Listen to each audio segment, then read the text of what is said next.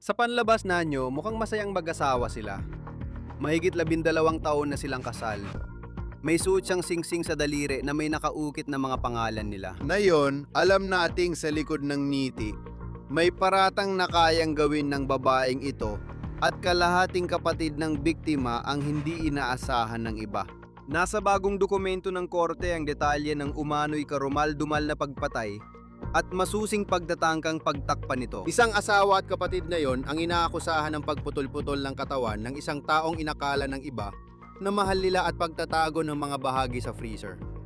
At di umano'y iniwan ng braso at iba pang bahagi sa lawa. Ngayon, may di umano'y kasaysayan ng internet search na ngayon lang namin nalaman at di kami makapaniwala. Ang mga bagay na di umano'y inilagay ng asawa ng lalaking ito sa search engine sa pag-asang mananatiling lihim magpakailanman ang pagpatay sa kanyang asawa. On the case, hatid ng Law and Crime. Ako si Chris Stewart.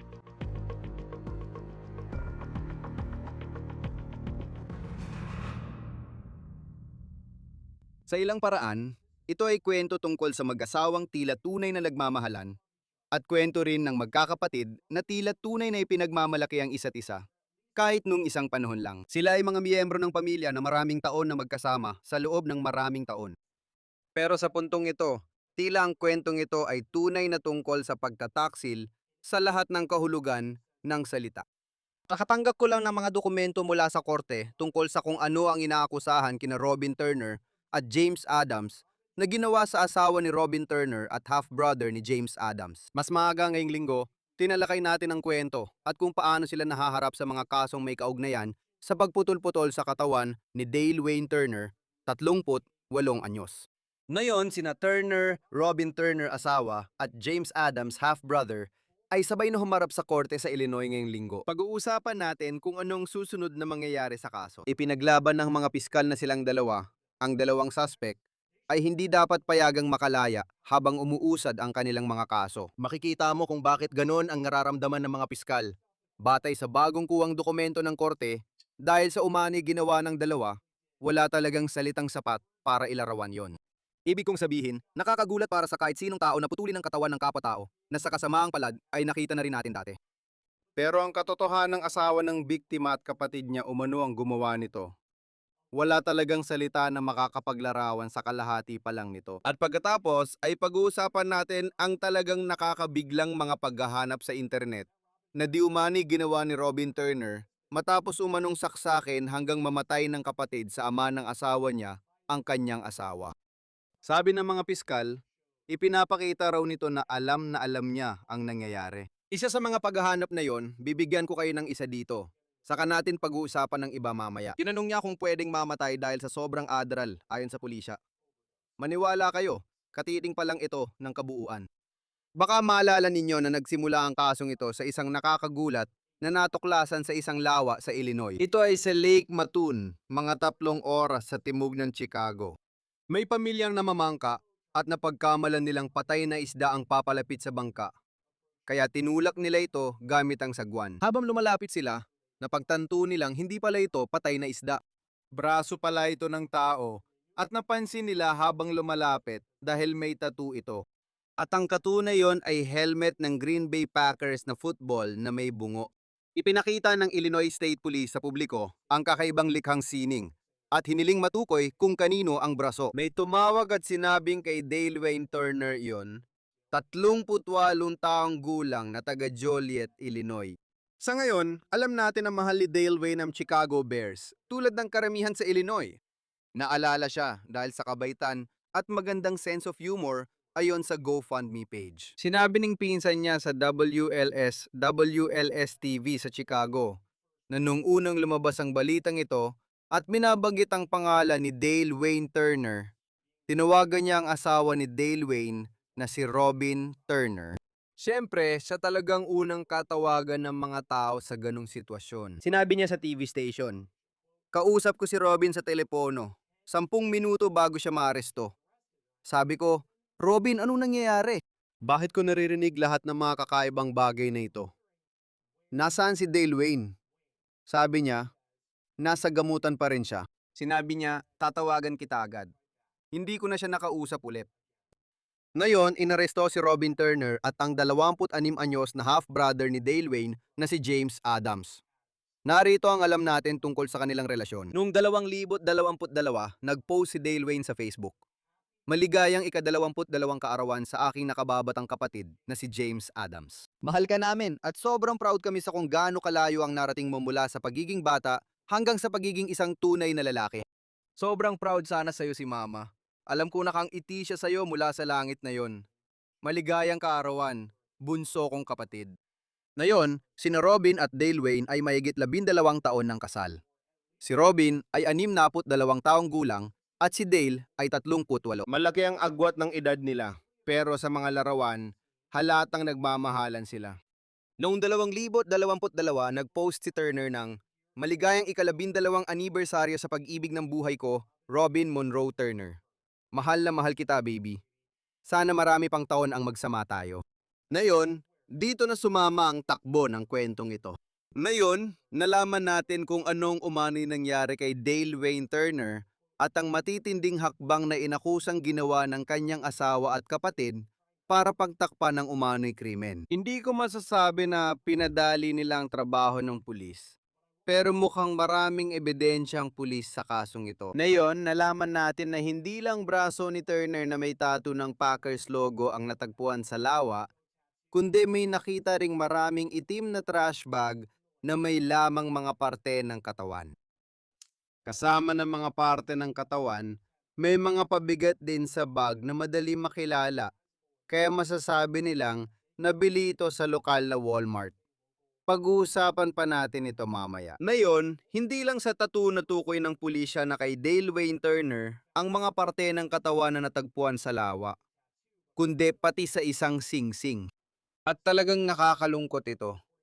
Ayon sa pulisya, sa isang kamay ni Dale Turner ay may singsing at nakaukit dito ang Dale Heart Robin. Kapag iniisip mo yon kasabay ng mga paratang sa kanya, talagang di mo maintindihan. Ayon sa pulisya, nang matrace nila ang mga pabigat na nakita kasama ng bahagi ng katawan sa Walmart, pinanood nila ang security footage. Doon talaga umusad ang investigasyon dahil sabi nila, yung pinaniniwala ang bumili ng pabigat ay nagmaneho ng ram truck papuntang Walmart. Sabi rin nila, ang taong ito ay ang half-brother na si James Adams. Nakaka-interest ito. Ayon sa mga piskal, nakarehistro ang truck kina James Adams at Robin Turner. Sabi ng pulisya, sinuri nila ang Walmart surveillance footage. Sinundan nila si James at sinabi nilang bumili siya ng bagong damit. Nagpalit siya sa banyo ng tindahan at itinapon ang luma niyang damit sa basurahan.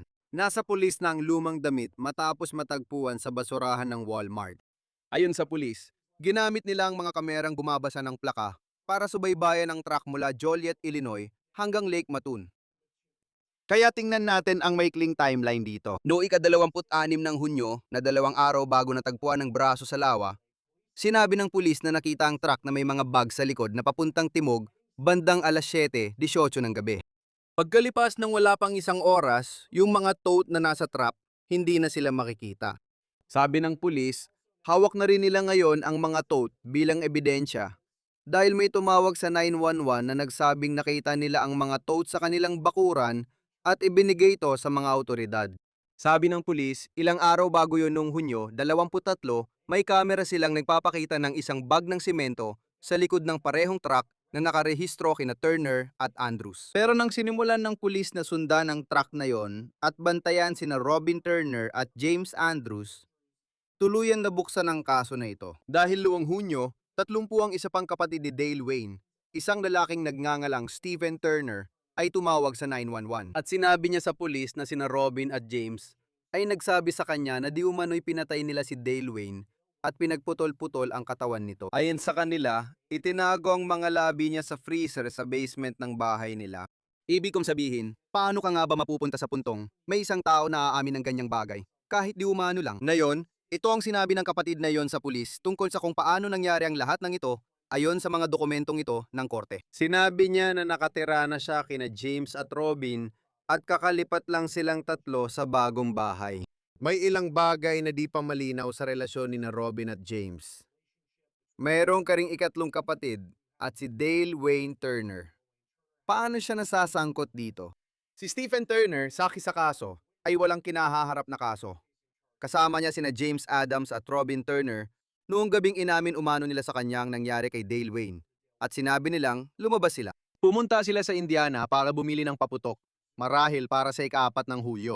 Pumunta sila sa KFC para maghapunan. Tapos bumalik sila at nanood ng pelikula sa bahay nang sabihin umano ni James Adams kay Stephen Turner na may aaminin siya sa kanya.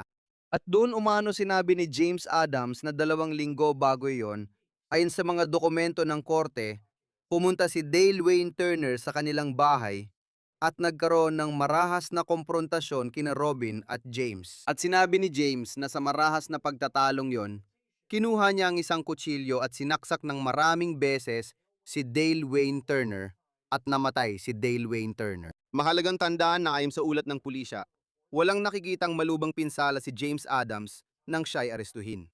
Ayon dito, sinabi ni na James at Robin kay Stephen na hindi sila sigurado sa gagawin at nabanggit nila ang pagputol sa katawan ni Dale Wayne at pagtatago nito sa freezer sa basement ng isang bahay. Ayon kay Stephen, sinabi ni na James at Robin na halos 4 na oras silang naglinis ng bakas ng dugo. Ayon kay Stephen, sinabi ni na James at Robin na pinuto nila si Dale Wayne at itinapon ng ilang bahagi ng katawan nito sa isang lawa. Magkukwento muna ako tungkol sa nangyari nang harapin nila si James, bandang 11:00 ng gabi, matapos tumawag sa 911 ng isa pang kapatid. Mamaya ako na ikukwento ang natagpuan ng pulis sa bahay. Sabi nila, binasa kay James ang Miranda rights at tumanggi siyang magsalita. Pero may nasabi pa rin siya. Sinabi niya at quote, "Ako ang gumawa nito bilang pagtatanggol sa sarili. Sasabihin ko yan sa inyo." End quote. Tungkol kay Robin, sinabi rin niya sa pulisya na nag-away ang magkapatid at sinaksak ni James si Dale Wayne ng maraming beses. Kinasabi niya na inutusan siya ni James na tumulong pagtakpan ng krimen. Ayon sa ulat, inamin niyang may parte pa ng katawan ni Dale Wayne sa freezer sa basement. Isang freezer na umano'y binili niya para lang itago ang katawan ng kanyang asawa. Ang bangkay ng lalaking may singsing na may pangalan niya, ayon sa pulisya. Ngunit iginiit din niya na wala siya roon nang mangyari ang marahas na alitan. Sinabi niya na binisita niya ang kanyang ina sa isang care facility noong Hunyo 21. Ayon sa kanya, nag-away sina James at Dale Wayne dahil sa sports trading cards nung araw na yon. Sabi niya pagbalik mula sa pagbisita sa ina, naamoy niya ang bleach sa bahay. Ayon sa pulisya, may mga renovation na ginawa sa bahay mula ika-21 hanggang ika-30 ng Hunyo. Kabilang ang pagbili ni Robin ng 2 bagong alpombra. Isa sa pinakamalaking ebidensya sa kasong ito ay ang umano'y mga hinanap niya sa internet simula Hunyo 2. Narito ang lahat ng paghahanap na nakalista sa dokumento ng korte at gusto kong isa-isayin ito sa iyo. Talagang nakakagulat ang mga ito. Kaya magsisimula tayo noong Hunyo 2. Inahanap umano niya, totoo bang nakakapagpawala talaga ng malay ang chloroform. Pagkatapos, 6 na araw ang lumipas, Hunyo 8 tinanong niya, pwede ka bang marahil ang ibig sabihin ay mamatay dito? Mamatay dahil sa sobrang dami ng lithium? Sa parehong araw. Posible bang mamatay sa overdose ng Adderall? Pagkatapos ng ika-14, pwede bang magpakamatay gamit ang sleeping pills? Nung ika-16, ilang piraso at siguro Tide Pod ang tinutukoy, ang pwedeng magpasakit sa tao. Pagkatapos ng ika-18, madali bang mabasag ang ulo kapag nahulog? Sa ika-18 rin, pwede bang mahilo dahil sa Adderall? Sa ika-18 rin, chest freezer. Tapos, meron ka sa ika-20. Ano ang itsura ng overdose sa Adderall? Ika-22, ano ang pwede mong gawin kung may binuhat kang mabigat na natumba? Ika-22, gaano karaming konkreto ang kailangan mo para sa 9 na butas ng post na 24 by 12 ang sukat? Pagkatapos, sa ika-24 tinanong niya, gaano katagal? At naniniwala akong sinabi niya, bago magyelo ang isang pabo na 26 na libra. Mapapansin mong magulo ang ilang bahagi ng pagtatype. At pagkatapos, sa ika-24, bakit ang daming nawawalang tao na hindi na natatagpuan? Nakakatakot yon. Paano mo ididiborsyo ang taong hindi mo mahanap? Nakakabahala talaga yon. Tapos sa ika-25, naghanap siya ng concrete mixer. 2 beses pa niyang inanap yon. Nag-search pa siya ng can spoiled meat stink. May typo. Siguro tinatanong niya kung babaho ang spoiled meat kapag frozen ito. Pagkatapos, nag-search siya kung kailangan bang ipa-embalsamo ang bangkay. At inilagay ng mga pulis lahat ng yon sa isang petisyon para hindi siya palayain habang umuusad ang kaso. At lahat ng mga tanong na yon sa search engine sa internet ang ginagamit nila para ipresenta yon sa korte. Ngayon, pumunta ang mga pulis sa freezer sa basement ng bahay kung saan sinabi niyang may mga parte ng katawan doon. Naaawa ka talaga sa mga pulis sa natuklasan nila dahil hindi madaling ibahagi yon. Siyempre, maiisip mo si Dale Wayne Turner at ang mga karanasan niya. Ngunit para sa pulis na nagbukas ng freezer na ito. Ayon sa pulis, nakalakang freezer nang makita nila, may hollow blocks at kumot sa ibabaw, tinakpan ng duct tape at may bakas ng dugo sa paligid. Ayon sa dokumento ng korte, nadiskubre ng pulis ang hindi kumpletong bangkay ng buksan ng freezer. May torso, leeg at ulo, pero walang braso at binti. Ang ulo ay nakakabit pa sa katawan at ang taong ito ay nakilalang si Dale Wayne Turner. May mga pulang mansang parang dugo sa iba't ibang bahagi ng bahay. May ebidensya ng pagre-renovate kabilang ang bagong pinturang mga pader, bagong pinturang hagdan, bagong pinturang harapang pinto, bagong carpet sa sahig ng sala, at ebidensya ng pagtanggal ng mga kahoy na panel. Sina Robin Turner at James Adams ay kinasuhan ng pagtatago ng homicide at pagputol ng katawan.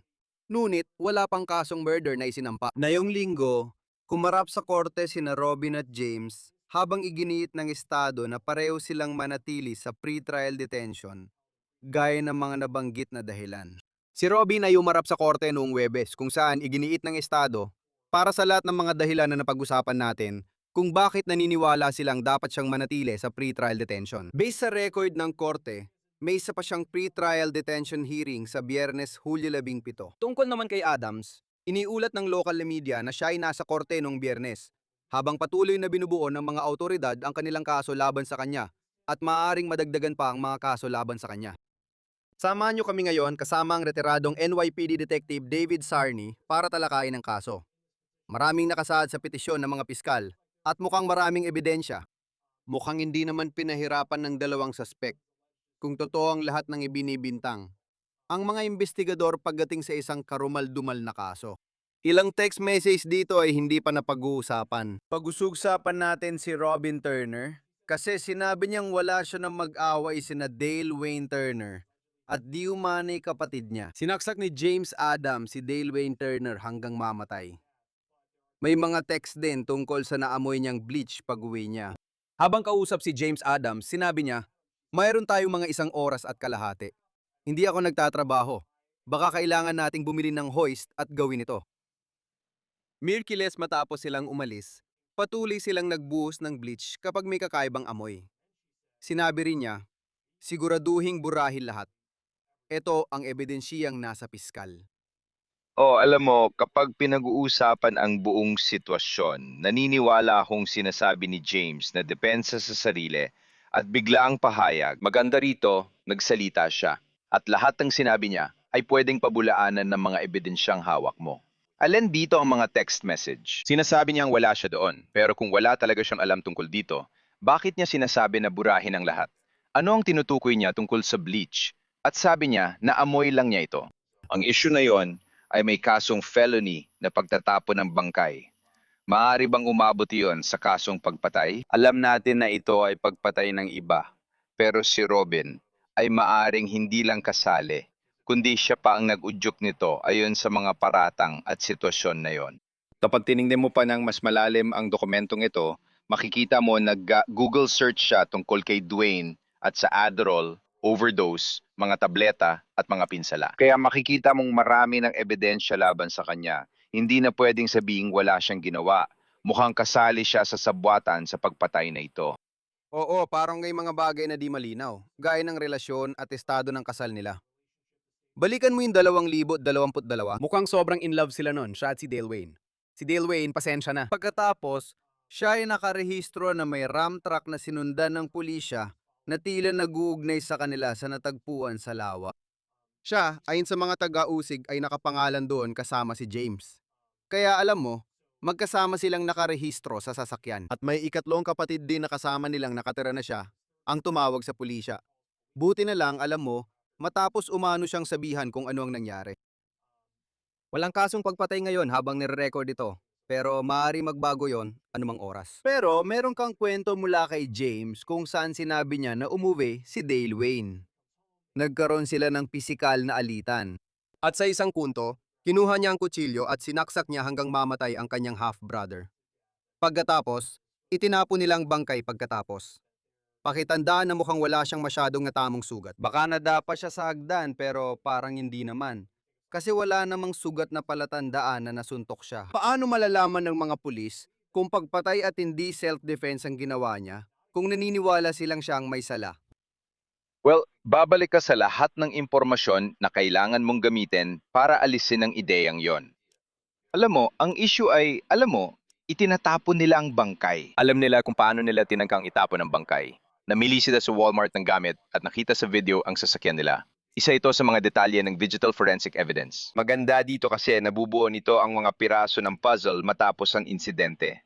May namatay, pero di pa alam kung pagpatay ito. Hindi natin siya pwedeng kasuhan ng pagpatay dahil mukhang self-defense ang nangyari.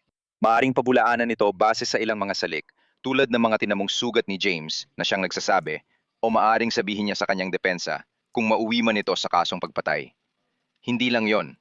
Sino ang magiging pinakamahinang bahagi sa kadena? Ang asawa ba ay responsable rin dahil sinasabi niyan siya ang gumawa nito? Pwede ba nila siyang kumbinsihin para sabihin na yon at maisisi sa kanya? Pero ito ang mahalagang bagay tungkol sa buong kasong ito. Alam mo, sinasabi niya na wala siya doon nang mangyari yon at nagkataon lang na dumaan siya at naamoy ang bleach, parang ganun lang. Habang sinusuri mo ang digital na ebidensya, makikita mong may plano na sila ni James na itapon ng bangkay na alam niyang patay na. Naniniwala ako na may mga kamag-anak na tumatawag sa kanya para tanungin kung nasaan siya at sinasabi niyang wala siya o nasa rehab. Kaya alam niyang wala na siya doon. Kung walang pisikal na ebidensya laban sa kanya, ang mga palatandaan at pangyayari ang magsisilbing patunay. Nakakalungkot talaga ang kasong ito dahil ayaw mo makita ang nangyayari sa pamilyang ito, kahit ano pa man ang pinsala. Parang planado talaga ang pagpatay kay Del Wayne at pagtatapon ng bangkay. Ibig kong sabihin, pagtataksil ito sa buong kahulugan ng salita. Lagi kong naiisip na habang kinukuha nila ang mga bahagi ng katawan sa lawa, suot niya ang singsing na may pangalan niya. Malamang singsing sa kasal yun. Alam mo, sina Dale at Robin. At talagang napakasakit isipin na siya, alam mo, na sana ay nagawa niya, alam mo, kung totoo ang sinasabi nila na ito ay self-defense.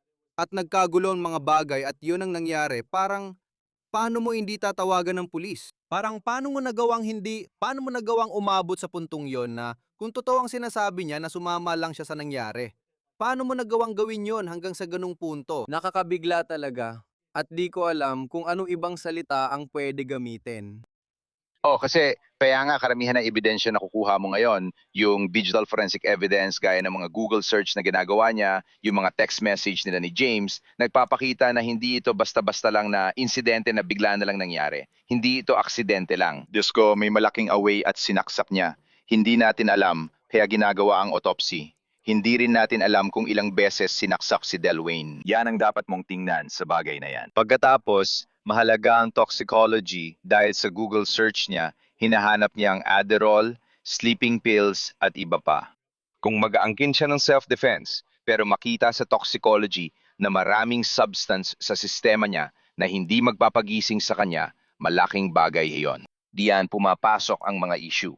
Pwede mong timbangin ang magkabilang panig, pero mahalaga makuha ang ebidensyang available. Magandang source ng impormasyon ang toxicology dahil may forensic evidence mula sa LPR readers, camera at mga text message. Sa huli, makakakuha ka rin ng mga pagsusuri sa lokasyon ng mga cell site. Sa madaling salita, magkakaroon ka ng paraan para matukoy ang kinaroroonan nila kung nasaan ang mga telepono nila noong oras na yon. At mangyayari ito, magiging matibay na ebidensya ito ngayon para gawin ang pag-aresto at makuha ang pre-trial detention dahil delikado pa rin sila at maaring tumakas. Marami pang dapat gawin kasi may probable cause na tayo based sa ebidensya para maaresto. Hawak na ito ng pulis. Gusto natin ngayon na umusad sa mas mabigat na kaso. Pwede ba silang kasuhan ng murder batay sa lalabas pang ebidensya? Siguradong nakikipagtrabaho sila sa mga abogado ng estado ng Illinois at nagtutulungan doon. Kaya yon ang ibig kong sabihin. Ayokong magtanong ng mga ganitong tanong dahil pinag-uusapan natin ang isang tao. At ang isang taong, alam mo, pumanaw ng ganito ay talagang napakasakit. Pero ang katotohanan na mayroong torso, ulo, ayon sa pulis, at itinago pa ito sa freezer. Iyon ba ay nakakatulong sa mga investigador pagdating sa pagtukoy kung anong araw siya pumanaw? Alam mo, itinago ito sa freezer. Kung isa kang medical examiner, nakakatulong ba ito sa pagtukoy ng nangyari? Isang bagay, nahanap nila ang torso sa loob ng freezer. Maganda ito para sa kanila dahil kung may mga saksak, tinitingnan kung nasa torso o sa ibang bahagi ng katawan ang mga sugat. Ito ang mga bagay na sinusuri mo. Pangalawa, magkakaroon tayo ng idea kung kailan namatay based sa ebidensyang meron ka. Di man natin alam ang eksaktong petsa ng pagkamatay niya, pero mukhang may ideya tayo base sa takbo ng oras. Ang pagtatago ng mga labi ng katawan sa freezer ay matibay na ebidensya na alam nilang nandoon ang katawan sa bahay. Nakakatakot yon. Nakakasuklam ito, pero bahagi ito ng palaisipang unti-unting nabubuo. Kaya nila unang itinapon ang ilang bahagi ng katawan dahil hindi nila alam ang gagawin sa iba. At dito natin pinag-uusapan ang palpak na grupo, ang grupo na hindi alam kung paano itatapon ang bangkay. Nandiyan ang ideya at yun nga ang tinitingnan mo ay ginawa ba nila? At kaya ang mga paratang ay base sa nakikita ko, ito bang pagkamatay ay pinlano ng dalawa?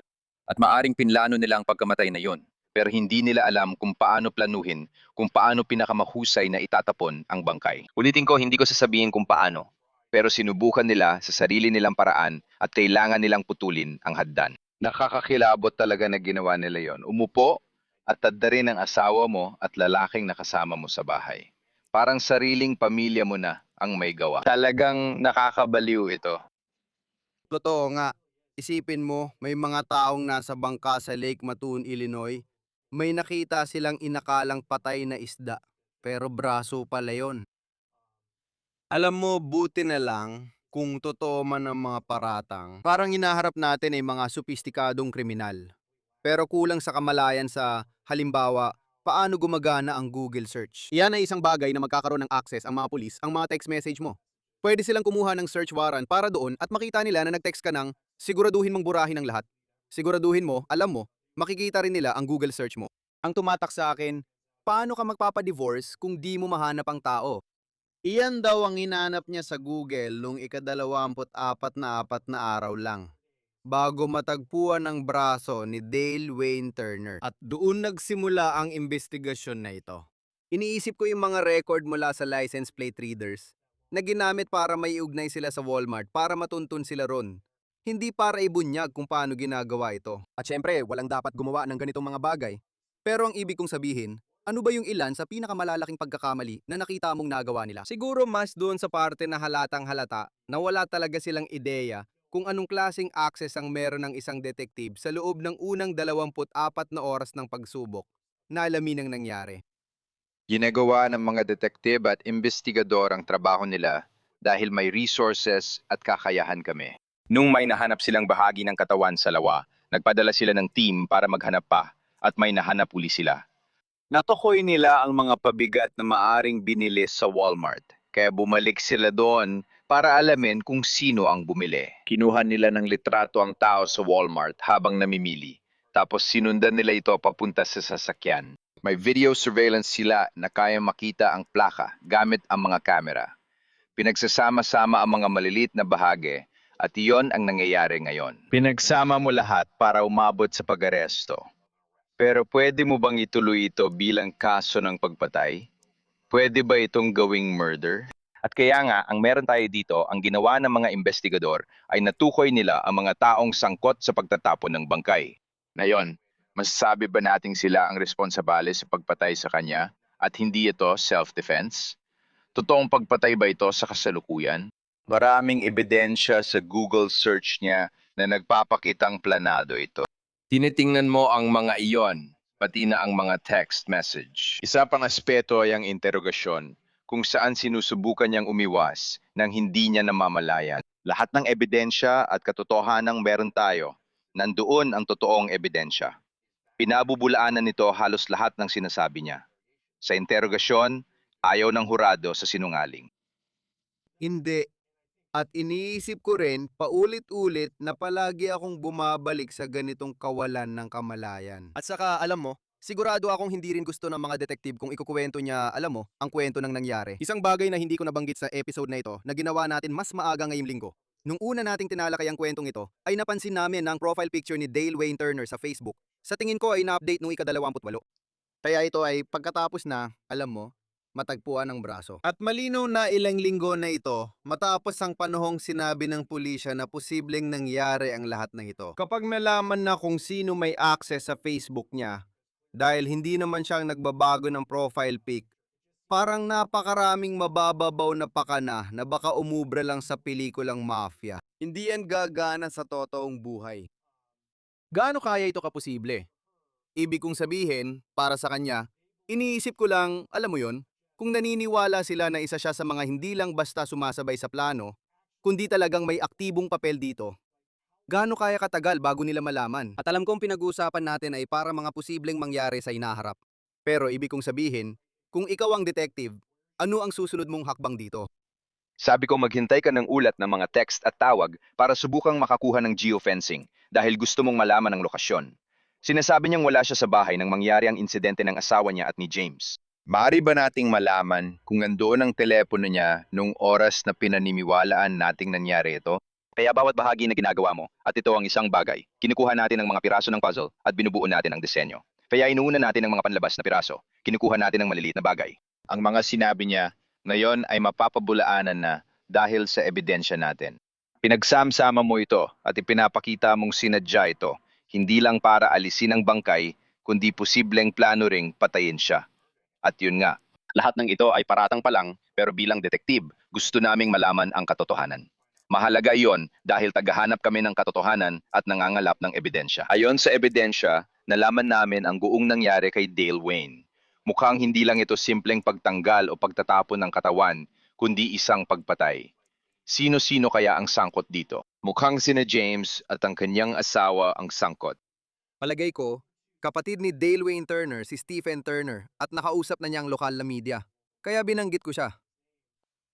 At siya raw ang inaminan nila ng lahat nito. Hindi ko kilala si Stephen Turner, pero para sa dalawa na may kaso, ano ba inisip niyo na gagawin niya nang sinabi ninyong pinatay ninyo ang kapatid niya? O sinaksak siya hanggang mamatay? Parang inisip ba ninyo na basta na lang siyang sasang-ayon dito? At parang ilan lang ito sa mga dinamika ng kwentong ito. Talagang mahirap intindihin. Napansin ko at binanggit ko siya dahil napansin ko na sinabi niya, sa tingin ko ay sinabi niyang sila ang sumaksak. Parang ginamit niyang salitang sila sa pagtukoy dito sa dokumento, sina Robin Turner at James. Na kung tutuusin, alam mo yon, parang pinagdugtong-dugtong ko lang dito. Parang kabaligtaran yan sa kwento ni Robin. Nasabi niya umuwi siya, naamoy ang bleach, at nagtataka kung ano nangyayari. Tapos sumabay na lang sa kwento. Oo, isinisisi niya ang lahat kay James. Ganyan ang paraan niya. Hindi ubra sa kanila ang depensang puro kasinungalingan dahil hindi natin alam kung bakit nila sinabi yon kay Stephen. Oo. Laging may dahilan kaya hinahalap natin ito. Pero minsan, hindi natin maintindihan kung bakit nila ginawa yon. Maaring lumabas ito sa mga karagdagang paghahanap sa internet, komunikasyon sa pagitan ni na James at Robin, o anumang iba pang komunikasyon na ginawa ni Robin sa iba, pati na rin sa iba pang mga paghahanap na ginawa nila. Alam mo, kapag sinasabi ng iba na burahin ang browser history pag namatay sila, hindi ibig sabihin malinis na yon. Yan ang punto. Masusing iniimbestigahan ito ng mga investigador. Mabigat na ebidensya ito laban sa kanila. Marami sa mga ito ay tila matibay na ebidensya na hindi lang pagtatapon, kundi pagpatay. Tama. Titingnan natin ang susunod na mangyayari. Tumawag si Steve Turner sa 911 at inabisuhan ng Joliet Police. Ipinabatid niya sa dispatch na sinabi ng hipag niyang si Robin Turner at half-brother niyang si James Adams na pinatay at pinagputol-putol nila ang kapatid niyang si Dale Wayne Turner. Napakasamang kwento ito. Wala Illinois, aalamin natin ang susunod. Salamat retiradong NYPD Detective David Sarney sa pagpapaliwanag nito sa amin. Kakaibang kaso talaga ito. Oh, maraming salamat at mag-ingat ka palagi. Dito nagtatapos ang On the Case ng Law and Crime. Mag-subscribe sa YouTube, Spotify at panurin kami sa Peacock. Ako si Chris Stewart, hanggang sa muli.